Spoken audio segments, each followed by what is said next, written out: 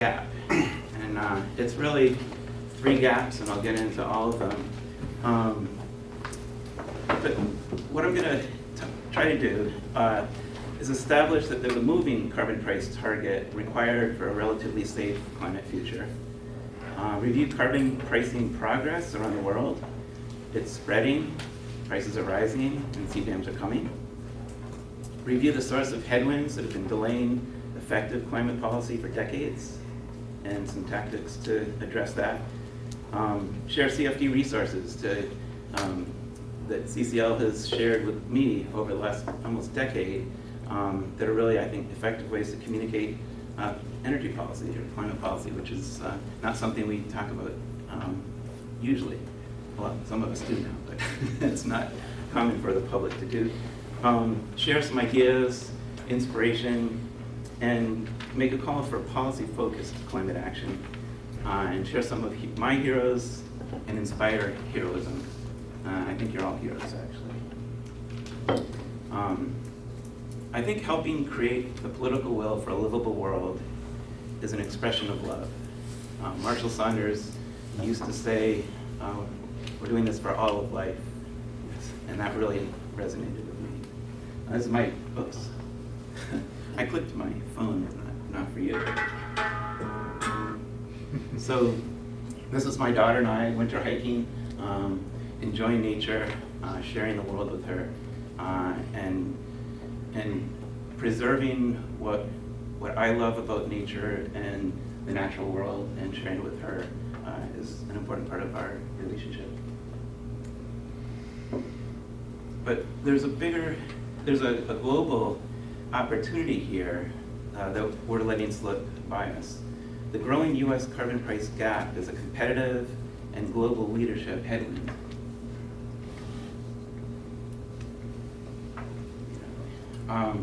So it's really who is going to lead the rest of this century economically and power. The U.S. invested in and led the major transitions in the 20th century, from automobiles to nuclear, space travel, computers, the internet, smartphones. We got the economic advantage and the power that came from being a first mover, not a follower.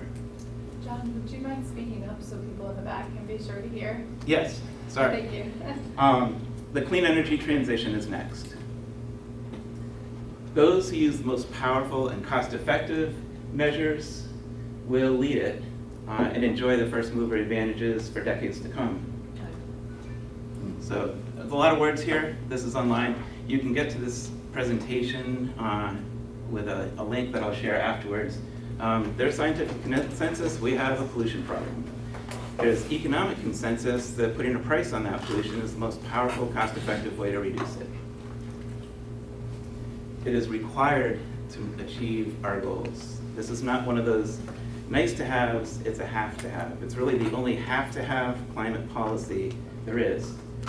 Former Secretary of Treasury Janet Yellen said, we cannot solve the climate crisis without effective carbon pricing. The IPCC says explicit carbon prices remain a necessary condition of ambitious climate policies. And the World Bank claims carbon pricing is a critical part of the policy mix needed to both meet the Paris Agreement goals and support low emissions growth. Okay, so what are the carbon price gaps? This graph has carbon prices on the left, on the y-axis, dollars per ton of CO2 emitted, and years, decades on the horizontal axis. The gray line is the minimum carbon price target from the IPCC special report on global warming of 1.5 degrees. They give a range, a growing, increasing range this century, along with additional policies that is required to meet our climate goals. So the way they do it, they mention some years and price ranges. 2030, the price range is $135 to $6,050 per ton of CO2. It's a big range because it depends on the other policies, what the economy is doing at the time, and other factors. But by 2100, it's between $690 and $30,000 per ton of CO2. you know, if you need to stop using fossil fuels, you just make them expensive enough, right? Another gap is, so that's this line, the IPCC's minimum target price range 7 years ago. This is the US price. This is the first gap, from 0 to $185 or so this year. The next gap is what our major trading partners are doing. The squiggly line is the EU with a cap and trade. They don't have a specific price. It varies depending on various factors, but they're pretty close to being in line with the minimum price. And Canada, which until recently was headed toward $135 per ton in 2030. The IPCC's minimum price from several years ago. They've taken out the consumer price, but currently the industrial price is still there. So that's 3 times more emissions reductions than the consumer price was giving. So don't give up on Canada yet. And then there's the global gap. The average carbon price of all fossil fuels is about $5 per ton. So not much different, a little different than the US price.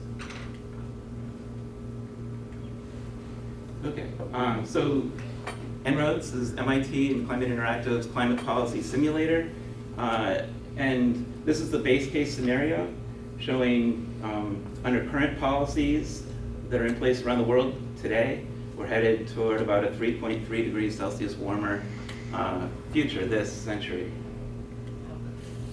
So until 2 weeks ago, I could say the carbon fee and dividend price, if pushed around the world with a CBAM and continued to grow $10 per ton of CO2 a year this century, would get us halfway to our 1.5 degrees goal. It would get us, to 2.4, that's 0.9 degrees less than 3.3, halfway to 1.5. However, they updated their model. Time has passed. This is not just a gap that's growing over time based on analysis several years ago, but the longer we take to put a price on carbon globally, the higher that price is because our carbon budget is shrinking. So we need higher and higher prices in addition to just the passage of time. By delaying it, we're making it, we're increasing the necessary price.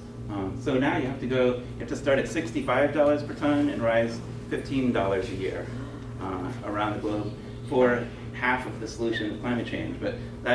So now I have to say carbon fee and dividend extended through 2100, pushed around the world with a CBAM, is nearly half of the solution to global warming to our target. Okay, so here's a good thing to tell people. Carbon pricing is spreading, prices are rising, and CBAMs are coming. Most people don't know any of those things, but it's easy to share, and it makes them curious. And then you can say something like, have you ever heard of cashback carbon pricing? Put the cashback in front of anything, and they'll be interested to know what you're talking about. Start with a cashback. This is over 75 countries and regions are pricing carbon right now, including all of the developed countries other than the US. And this is spreading. 15 years ago, it was 1/4 of the coverage that we have now, which is about 24% of fossil fuels sold worldwide are under some form of carbon price. This is from the State and Trends of Carbon Pricing report from the World Bank. I'm going to show a couple of other slides from that. It's released annually every May. It should be required reading for CCL volunteers. It gives me hope. It shows carbon prices are spreading, prices are rising, and they're talking about CBAMs in there too. I'm sorry, could you repeat where you got that? You said it was required reading? Yeah, so this presentation is in the beginning slide and the end slide online. Okay. But that particular report is from the World Bank. World Bank. The State and Trends of Carbon Pricing. Thank you. Thank you. Thank Danny Richter. He's the one that told me about it a couple years ago. Prices are rising. So this is carbon taxes, an explicit price. I don't know why Switzerland's explicit price does that, but it can be set. So like Canada using carbon fee and dividend, they started rising by $10 per ton a year. They increased that to 15 Canadian a year to reach that $135 US in 2030. Ireland is also rebating some money. carbon taxes and cap and trade are the two ways to price carbon. Cap and trade is a variable price because the total emissions for a particular sector are set. Carbon credits are sold or auctioned or given away and then traded. So depending on economic activity, fossil fuel prices in general, the carbon price is variable. Businesses don't like this. They prefer a steadily predictable price. Politicians do like this because cap and trade is confusing and it seems like a shell game. And most cap and trade systems, the revenue gets spent instead of returned back to people. But most prices that are in place are too low. And you can see this is the World Bank's updated report. And their 2030 carbon price, consistent with holding temperature to 1.5, is $226 to $385 per ton of CO2. So here's the new gap, updated gap for 2030, 226. And nobody's there yet, but some are getting close. And of course, you get a certain point and you start to have carbon leakage, you start to have job and producer leakage to free polluting countries, and that's where CBAMs, carbon border adjustment mechanisms, are important. Once you get above a certain price, I don't know, $50 or $85 per ton, you need to protect your businesses at the border with a CBAM. This protects you and also motivates other countries to match your carbon price. The EU CBAM starts next year in January. Yes? Just for the people who don't know, could you explain what a CBAM is? 'Cause Sure. That's So not everybody knows. if we have a price on carbon in our own economy, we can charge that price on the imports of energy-intensive goods from other countries that don't have that price, so that everybody plays on a level playing field in the US economy. So China produces a lot more pollution per ton of steel produced. We know about what that carbon emission footprint is for a ton of steel. We know what our price is. We do a little multiplication, and we charge a carbon import tariff basically on Chinese produced steel. China does have a carbon price. Steel is not included. But the EU CBAM has got China looking into adding their steel production into their carbon market because they know it's a way to keep the money in their own economy and decarbonize the production. So specifically, the CBAM is a carbon border adjustment mechanism. Yes. It's a tariff. It's a carbon import tariff and a rebate to exporters of countries with no or a less than carbon price. So John, can you explain, like, if we continue to not have a CBAM in the US, or I'm sorry, carbon tax in the US, Yeah. how will that affect us kind of in a positive way, right? Like Okay, with yeah. the EU, can you just? Yeah. There's a slide coming Yeah, up. okay. We have a US. There's I'm not a plant. That's okay. There's a US carbon advantage, right? We're a clean producer compared to just, all developing countries and other countries as well, other than the EU, we're about even with. When the EU CBAM starts, we will have to pay them their carbon price, but so will China. We're going to be paying 1/3 what China pays at the border, which makes US products more competitive than they are today. So this is how the EU is going to give us a more competitive advantage in their marketplace because of their CBAM. We can get that same competitive advantage in our own economy when we price carbon and charge our price on the imports of other countries. That's a good one. Just wondering what you meant about the leakage? I don't understand that at all. Yeah, so carbon leakage, when we produce steel, so much CO2 gets released. If we charge too much for that and steel production moves to China and we buy it from there, we're basically leaking more carbon into the air, right? Because for that ton of steel now, we're getting 3 times that pollution because we've scared businesses out of a clean producing country. So we're leaking carbon out of our economy, basically, where the steel is coming from is dirtier. And John? Yes. I have a question. I just recently have heard of the Foreign Pollution Tariff Act. Yes. Is that a pseudonym for Yeah. a CBAM? Yeah, there's a whole bunch of ways to do carbon import tariffs. CBAM is the general term, which, okay, so I'm gonna try something that a professional CCL speaker could do. Bear with me here. Waiting for Godot is in the Europe after the World War II in the 50s, there was an attraction to the theater of the absurd. I'm going to have to read some of this.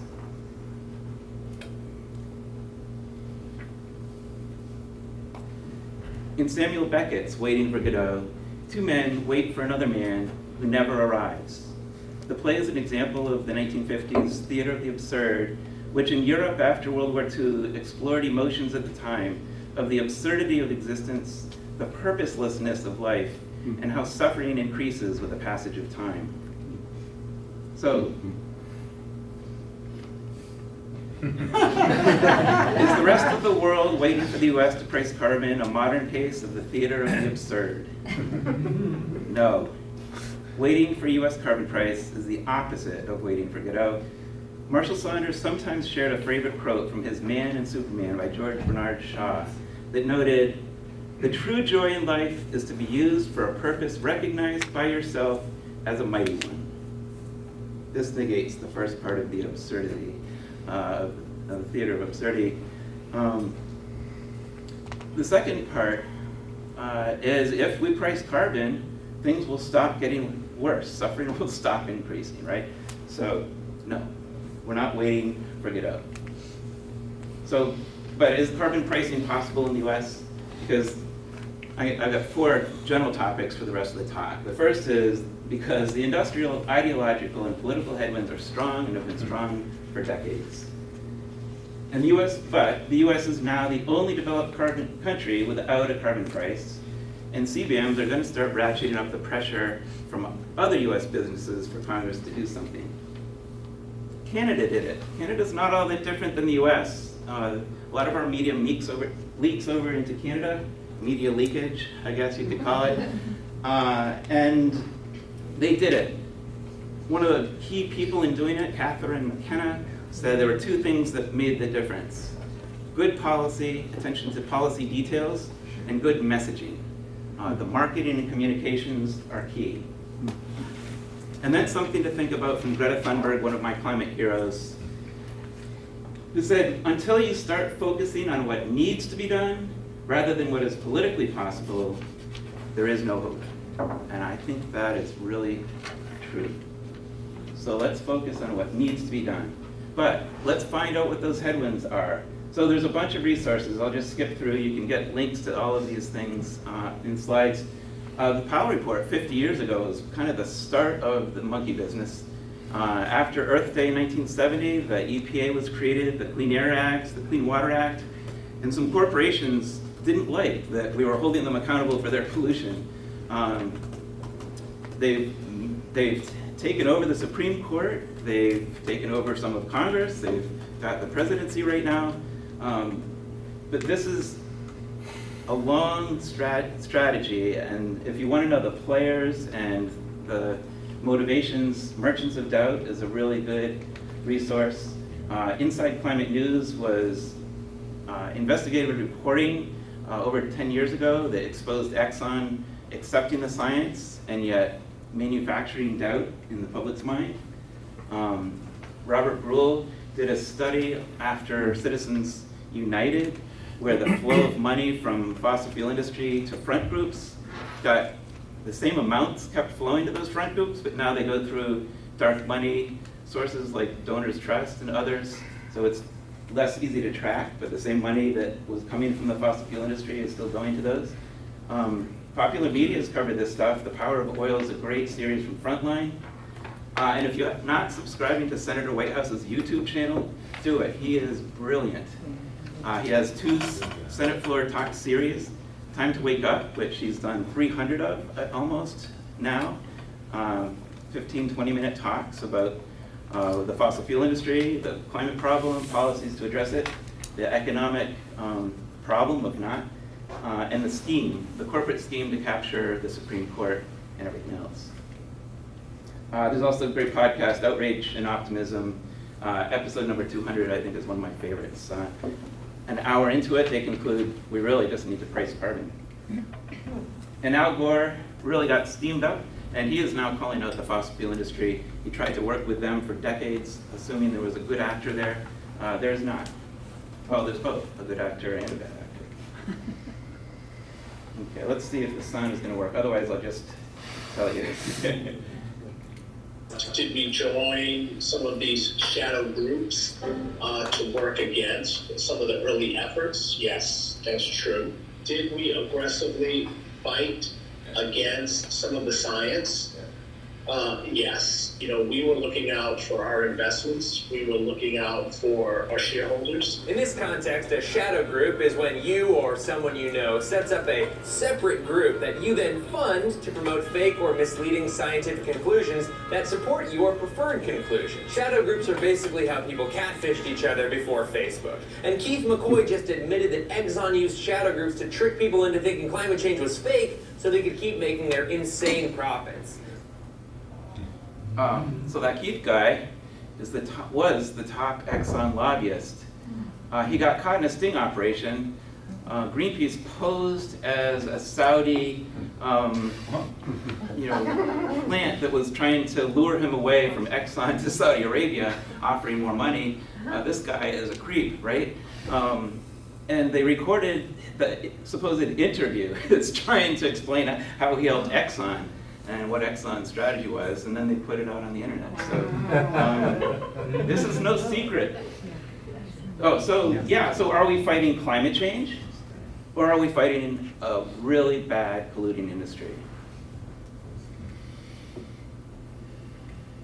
Carbon tax isn't going to happen, but it gives us a talking point. And we can say, well, what is Exxon moving for? Well, we're for a carbon tax. The senior director of federal policy admits on camera that they only support a carbon tax because they know it won't pass, and they can use their fake support of it as a talking point. Oh my God.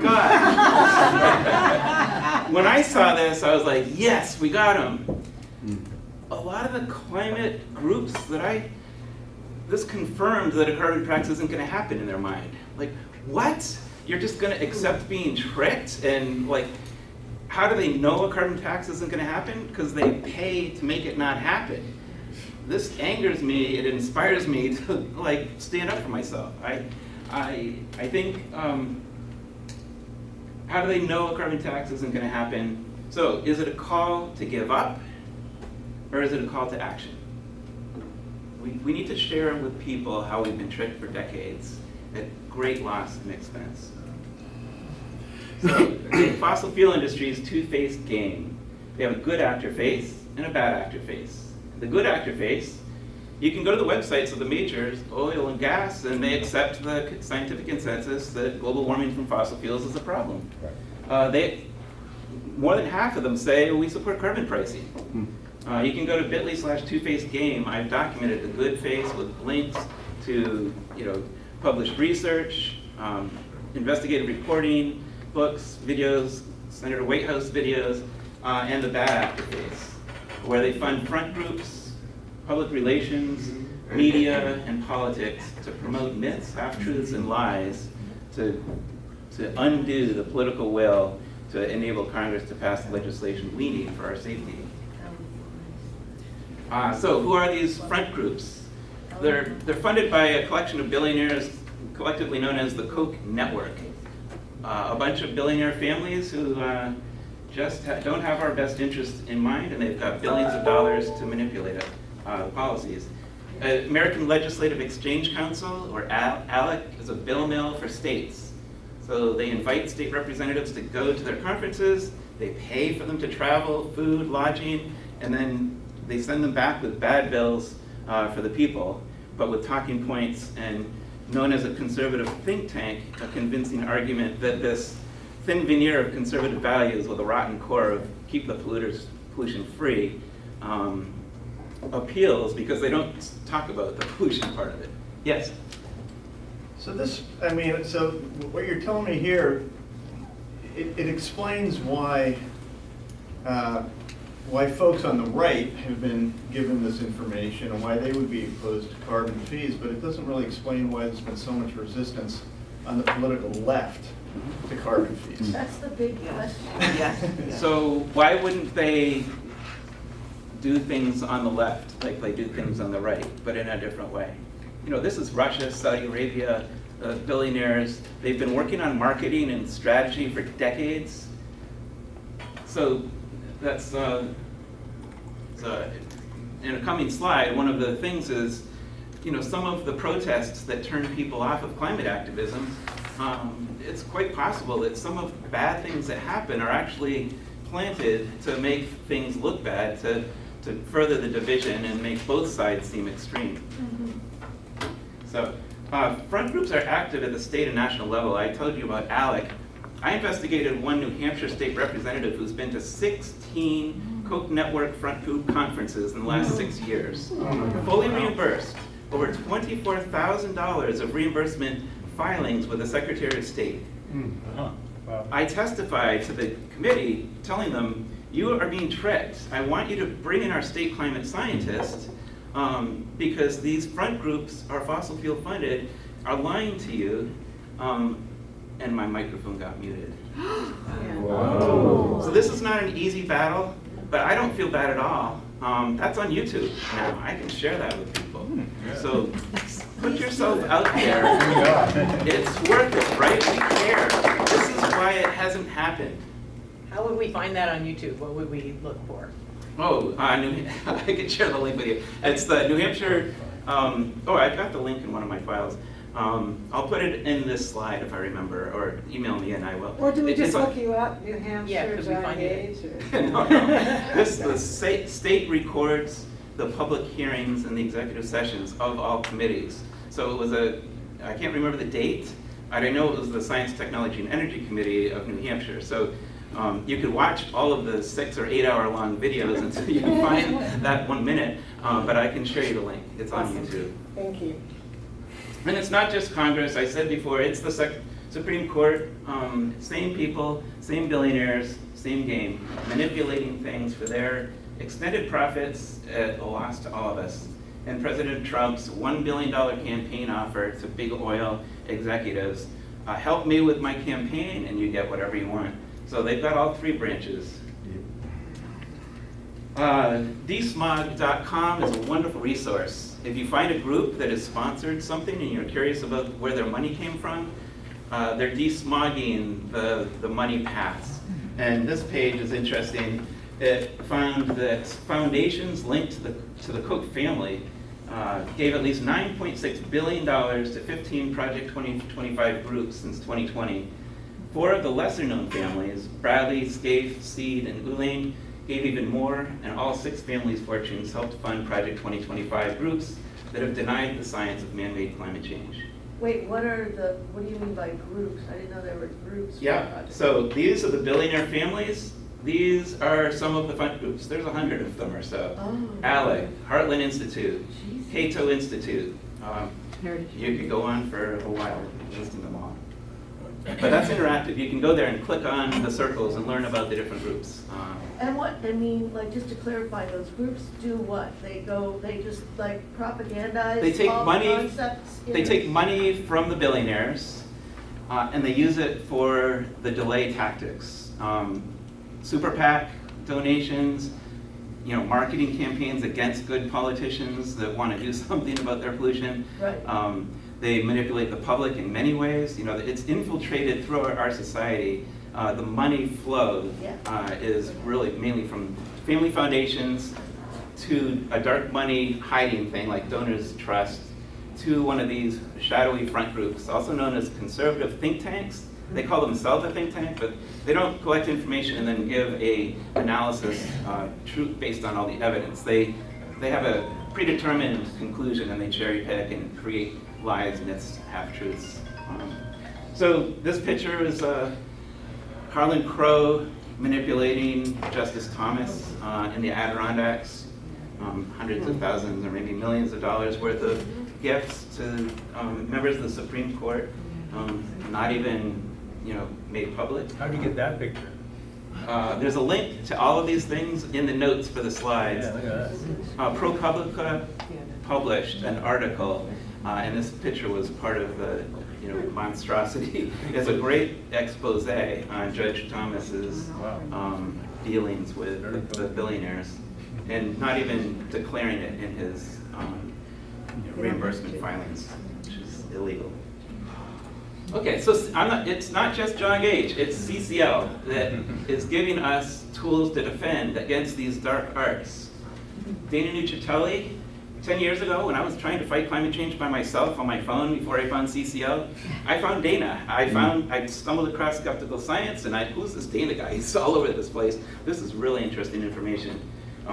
Go there to dispel the myths. A lot of his work is still online. And Citizens Climate Radio, in the last year, did an 8-part series called Hot Mess, How Climate Consensus Led to Political Chaos. Great stuff from CCL about things like the role of conservative media in spreading climate skepticism, the fear-based messaging and divisive protest strategies that alienated potential allies. So that's to the question about what's going on with the left about not liking carbon pricing. Some of it is they just don't trust capitalism. Some of it is active manipulation to push them more extreme than they would normally be. But people follow other people. So if somebody sounds like a good messenger and starts saying carbon pricing is bad, some people will follow. So Canada. Catherine McKenna is one of my climate heroes. She is the chair of the UN Net Zero Task Force right now. She was formerly Minister of the Environment and Climate Change.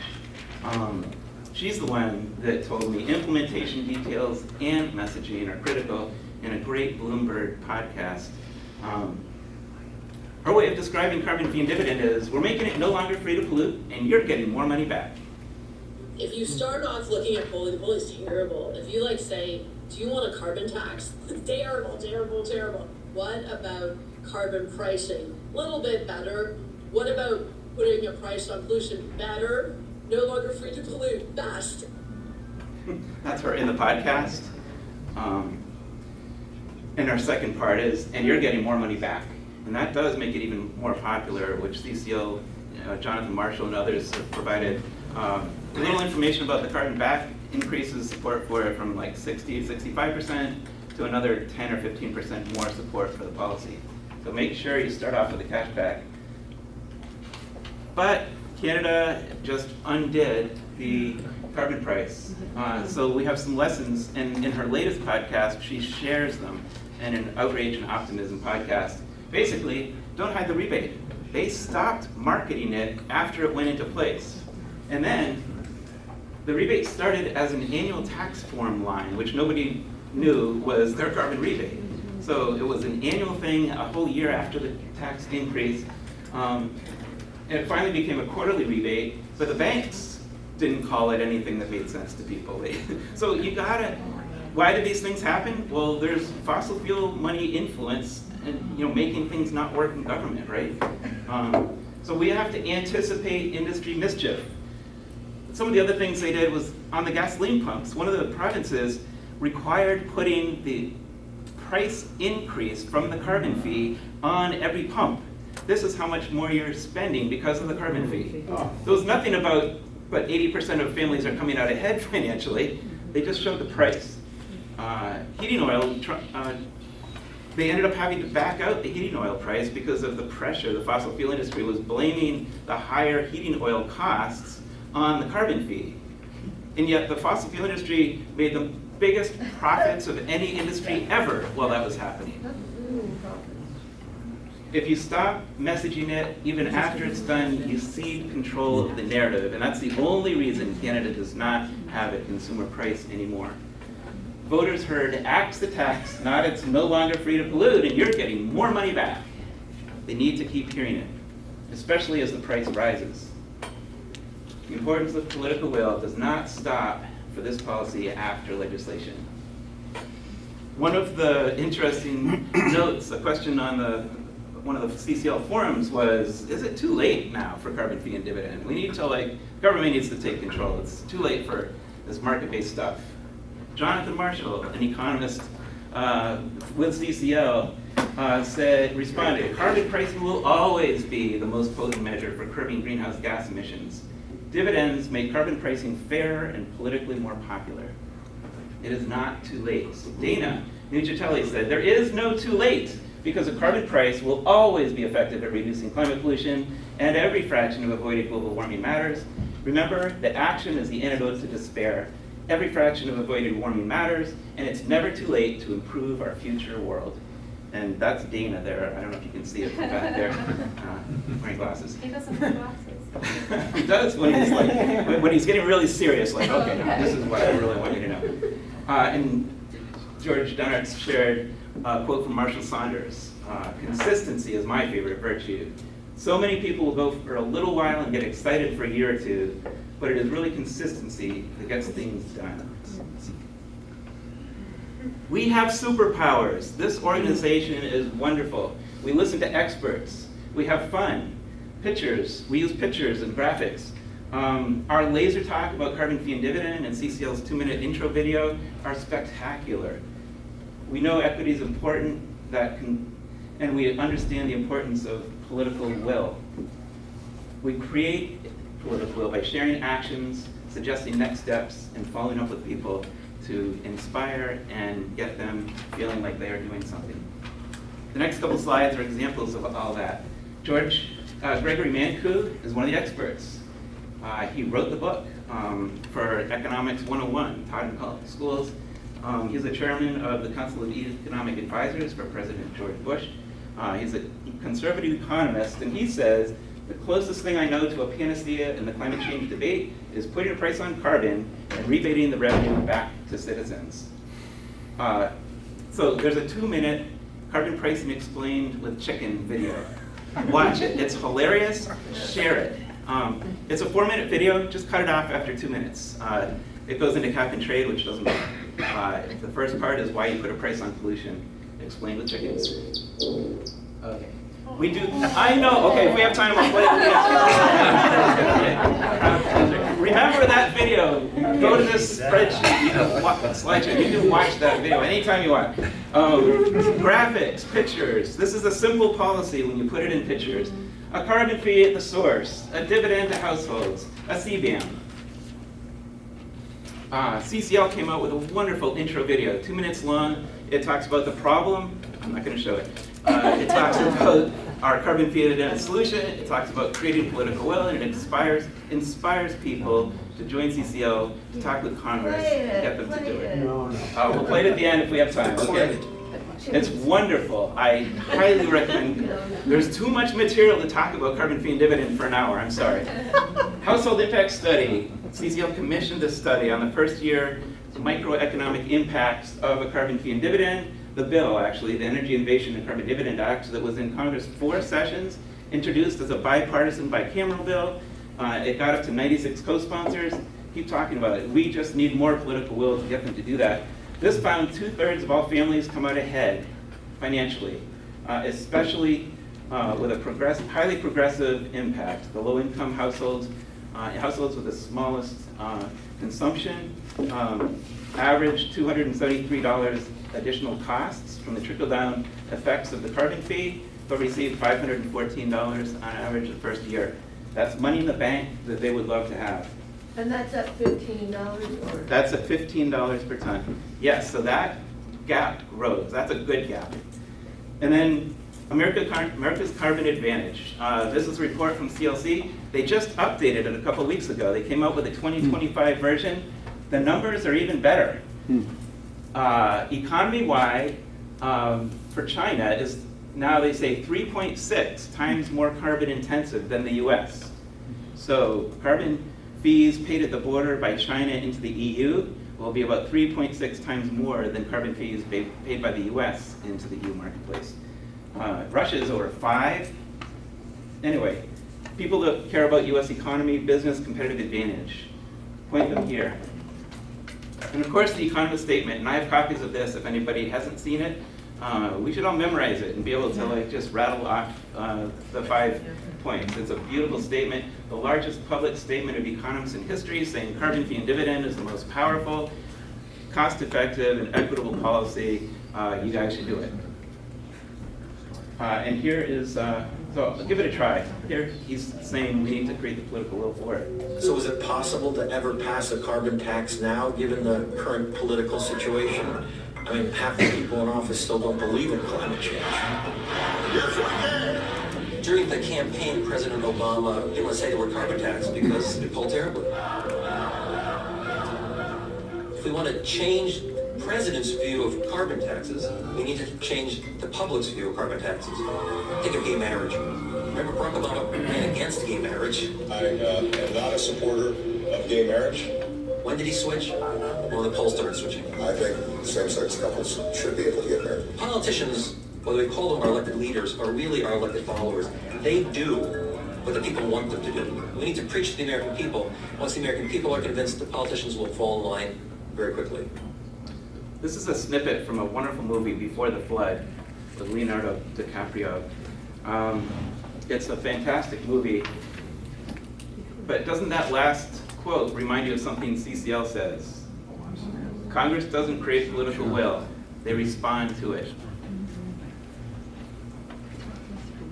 So let's help create political will for carbon fee and dividend. Use good messaging. It shouldn't be free to pollute. Give the money back, or you get more money back. A CBAM pushes it around the world. Carbon fee and dividend gets us about halfway to our global 1.5 degrees goal. There's no other policy that comes close to that. Introduce carbon fee and dividend in every climate discussion you have. You could be working on other policies, other adventures, picking up plastic on the beach. Just, have you ever heard of cashback carbon pricing? Just work it into every climate discussion you have. Nobody knows about this policy yet. That's why it's not political will for it. We need to just keep talking about it. When you're talking about permitting reform, slip in something there about, have you ever heard of cashback carbon pricing? Yes?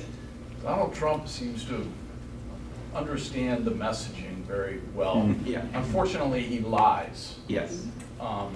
Rather it's drill baby drill, and these sound bites, he says them loud, he says them often.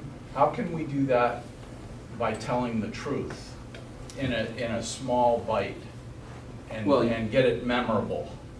So there's mass media and there's personal connections. You're a trusted messenger to that person that you're picking up trash with on the beach, more than anybody on the media. You have more influence on that individual because you're sharing doing something that they're feeling good about doing. This is just talking about it. Sure, it would be great to have a billionaire on our side and helping fund mass media about this policy. So I'm actually collecting a list of billionaires. My current one is Tony Fadell. He wrote a great book called Building Things. He invented the iPod, helped invent the iPhone. Bruce Springsteen. Okay, so send them to me. I'll add them to my spreadsheet. We'll assign names. The point is, we got to reach out to these billionaires who care about climate change and tell them about carbon fee and dividend. Give us $5 million for 5 years, and we will change the world, and you will be responsible. What billionaire wouldn't like that? A year ago, February, the co-president Elon Musk did a video that is a very, very high quality video and he is the voice of it, that explains carbon pollution, and he refers to the problem as an untaxed negative externality. And so the solution is to tax that negative externality.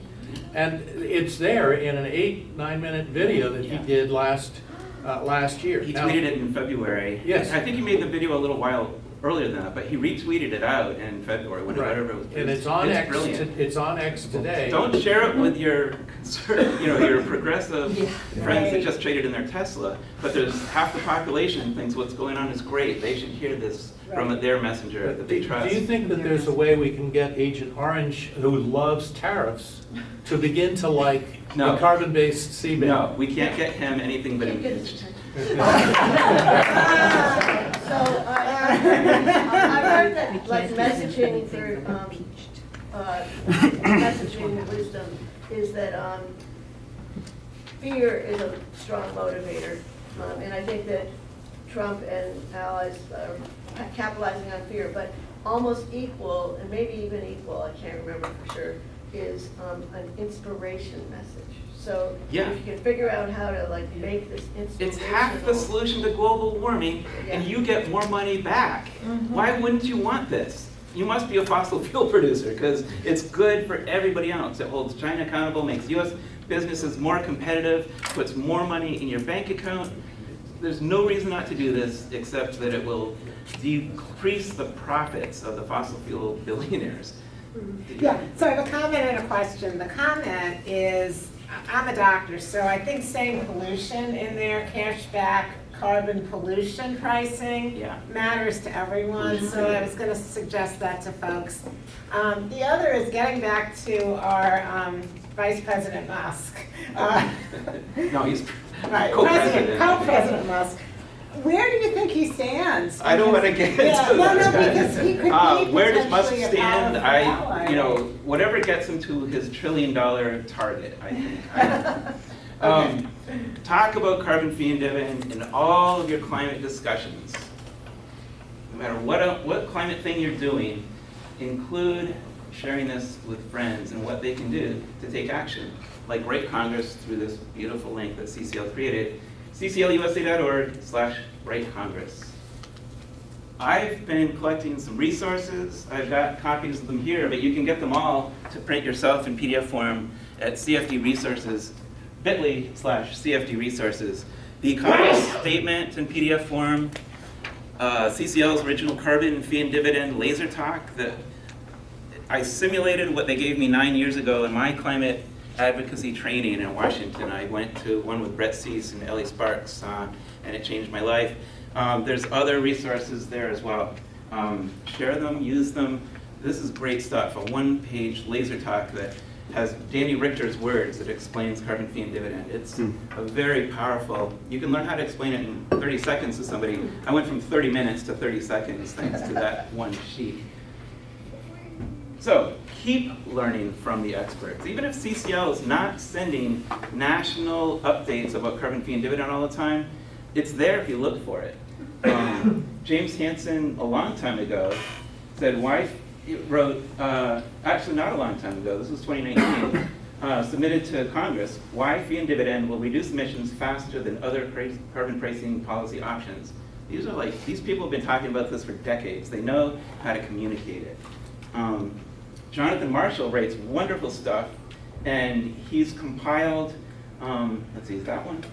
No, so carbon pricing, why we need it, how it's working, and how to build support is a compilation of research papers and reports that he's done. And then there's live training. This was a great one, CCE training, progress and prospects for carbon pricing around the world. Do we get the slides after something? Yes, I'll share the link for the slides. And that's a follow-up email or something? It'll be in the conference. My email is on the last slide. Take a picture of the last slide and you'll have everything you need. And George Schultz's article that Ted House did, the winning conservative climate solution. That's the conservative messaging for why this policy should appeal to conservatives from conservative thought leaders. Carbon fee and dividend is necessary, it's the most effective, and it is popular when people learn about it. Start off with the cashback. The IPCC states in its mitigation and adaptation volume of the 6th assessment of their climate study, the assessment report, carbon pricing is the most effective if revenues are redistributed or used impartially. High confidence. A carbon levy earmarked for green infrastructures or saliently returned to taxpayers corresponding to widely accepted notions of fairness. Per capita dividend, what could be more fair than everybody gets the same? It's arguable, but it's one of the fair ways. Widely accepted notions of fairness increase the political acceptability of carbon pricing. And the only thing holding this back is political acceptability. So there's a table downstairs, the carbon fee and dividend movement. It's for students. But we can't just sit back and wait for the students to solve this, right? There's a higher ed action team in CCL with 7,000 members, and they let me set up a sub-team, Friends of the Carbon Fee and Dividend Movement, and we've had 3 monthly meetings so far. We talked about how to reach out to the schools and students in your life, in your area, with a mail that offers you to come in and show a little En-ROADS demo, talk about a really powerful, equitable climate solution and what students can do in their own school. Put up these signs, share stickers. Students used to put bumper stickers on their cars, but a lot of students don't even want cars anymore. But they've all got laptops and water bottles. So waterproof stickers are a big hit. The founder of this movement 2 years ago, William and Mary College said by the end of the school year, pretty much every student at William and Mary knew about and supported the carbon fee and dividend. And when she was walking around offering stickers, by the end of it, people would say, "Oh, thank you, I've been looking for these." Wow. So we can share this. We can contact schools and students, share this, just offer them cfdmovement.org. It's all student run. It's not a CCL organization. It started, it branched out, and now CCL and CFD Movement have a two-way feeder system. We feed students into their system. They feed active people into CCL training, and if you want to do more, go join CCL. It's a wonderful organization. When you graduate, you're the CCL volunteer. You can keep it up. So we can table at Earth Day events on campus and talk to the people at other tables. There was a table at this one across the walkway that was doing divestment. And I went over and talked about, I let them, so reverse tabling is, you don't even need your own table, you just go with an agenda. You be nice, you listen to their spiel, they set up their table, they did all the work, they appreciate you listening to them. And then have you ever heard of cashback carbon pricing? So this divestment group had never heard of it, but they had been rejected by Boston College's endowment office. They have a fiduciary requirement to produce profit for Boston College, on their investment money. And I said, some businesses use proxy carbon pricing to anticipate a future carbon price. It's a strategy to look ahead and see policies that are coming. Carbon pricing is spreading, prices are rising, CBAMs are coming. Carbon pricing in the US is inevitable, and businesses are anticipating this. An endowment investment group can also anticipate that as a strategy. It's a legitimate investment strategy. That might get them to reduce their holdings of fossil fuels. That's brilliant. Okay, so I recommend spending 5 minutes of every lobby meeting on carbon fee and dividend. Here is the one-pager that I came up for New Hampshire, but it works for any state. It's typical me, one page with 11 pages of backing information, but you call it a one-pager so they don't get afraid of it. The messages are on the first page. The World Bank graphs and carbon pricing is spreading, prices are rising, CBAMs are coming. Detail, World Bank, the carbon advantage sheet, they're all in there for people that are interested.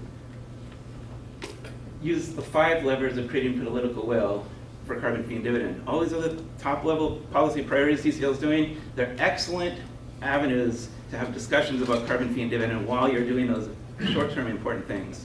So this conference is, carbon activity in the moment, but those who are prepared for future opportunities and can take advantage of them because the work they've put in beforehand, those people are the ones that seem to be the lucky people that things just go well for them. But it's because they were prepared, not that they waited for the right time and then scrambled to figure out what to do. Share carbon fee and dividend with others while doing their actions. Introduce schools and students to the carbon fee and dividend movement. Help state legislators anticipate and accelerate federal carbon fee and dividend. Like what I was talking with the divestment group, you can talk to a state legislator who doesn't want to talk about climate change at all, a conservative that just wants to save taxpayer money. Well, businesses are using proxy carbon pricing to manage the risk of future climate policy. Which businesses? There's hundreds of them. Exxon itself has 2 levels of books. They have a carbon price book and a free pollution book. And so they're like, that's why they can advertise, we're reducing our emissions, because they're reducing not their scope 3 emissions, but they're trying to increase those. That's where their profits come from. Collect grassroots and municipal endorsements for carbon fee and dividend. Inspire and recruit. This is only going to work when there's lots more of us working on creating the political will, talking about this. So this is we got a resolution put into town elections in 40 towns across New Hampshire, and 75% of them passed it. It is a resolution to take action on climate pollution. It says we want our state and federal legislators to pass carbon fee and dividend legislation to protect our future. It refers to the Economist statement. Maine has likewise had it passed in dozens of towns. 30. Awesome, thank you guys. Whoa. And you can, Amazing. so this is a wonderful thing, if your state rules, or your town rules allow you to put a statement that the town will vote on, yes or no, because it gives you an opportunity to then market it, write letters to the editor, to the local paper, to a library event, educate people about it. That increases the chances of it being passed by 10%. Okay, so hopefully the video will work on this. Yeah, we got 5 minutes, 4 minutes. We are focused on what we believe as the single most impactful solution to climate change.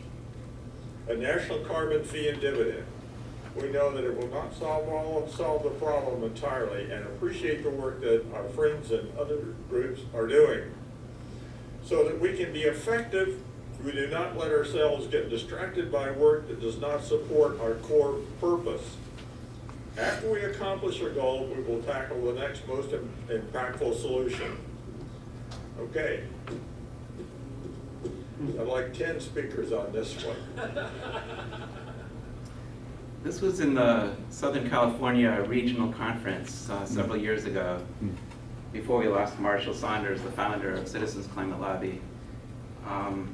And since his passing, this focus value was updated. But it is still in the heart of CCL.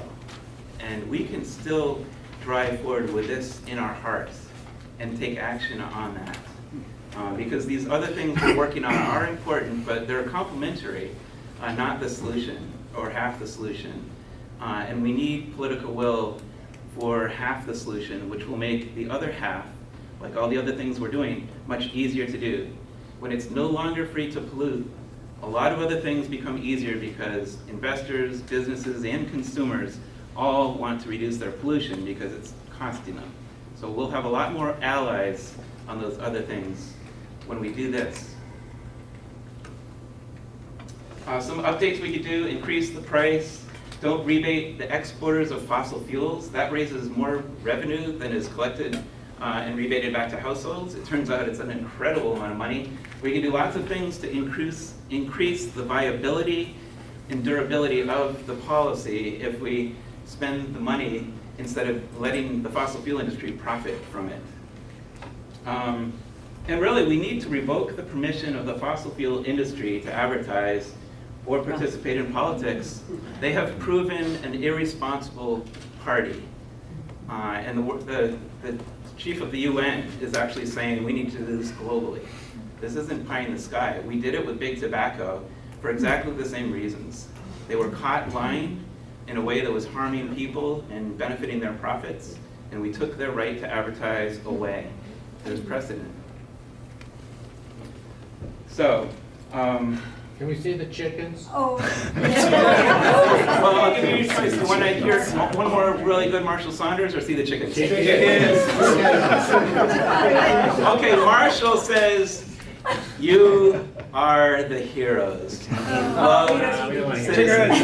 Love you. Oh, God. Okay, chickens. Okay, we gotta go back.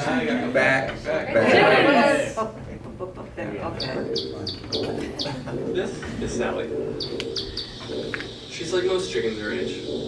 She'll grow up in a place like this. And that means Sally's hiding something. A carbon footprint. Sally's farm uses electricity from a coal-fired power plant. Her farmer has a diesel pickup. And her feed comes from a factory that consumes its own electricity and fuel. Now, meet Colin. Colin was raised on a solar-powered farm, eating locally sourced feed. Today, raising Colin is more expensive than raising Sally, because carbon-free energy is currently more expensive than fossil fuels. But someday soon, Sally's carbon footprint could tip the scales. Why? If we want to keep a livable climate, we have to put way less carbon dioxide into the atmosphere. You've got two basic options. You could make a law that limits how much fossil fuels a person or company can burn and penalize them if they break the law. Sort of like a speeding ticket. Laws like that aren't always popular though. That's where the second option comes in. Putting a price on carbon emissions. Right now you can put as much carbon dioxide into the air as you like without paying a dime. But what if people had to pay? Almost 20 countries around the world have adopted a carbon tax. Here's how it works. Companies pay a tax when they buy fossil fuels like coal or natural gas. The price is based on how much carbon is in the fuel. And then they try to pass those costs on to customers. That means with a carbon tax, the cost of raising Sally goes up. And ultimately, when it's time for Sally to go to the great chicken afterlife, it should be easier for consumers to pick corn for dinner. Okay, so this is part of my Help Solve Climate Change class that I teach middle school and high school students. And I say two things after it. The video is about 8 years old, so it's not 20 countries. It's now 75 countries and regions. Carbon pricing is spreading. And so the cost of renewable energy is less. So we want to eat those green chicken nuggets, right? Because those coal-powered chicken nuggets aren't good for us. So thank you all so much for working.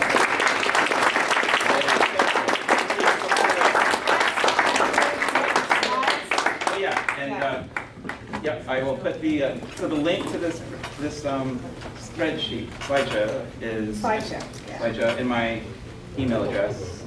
Please contact me. I love talking about carbon fee and dividend. Answering questions, giving resources, but that the bit.ly/CFD resources Google Drive will give you a lot of the stuff that you saw here. And if you want a copy of the laser talk that CCL created for carbon fee and dividend, or some of the student signs, most effective climate policy, #carbon fee and dividend, bit.ly/rate Congress here. Come on up and take what you want. And there's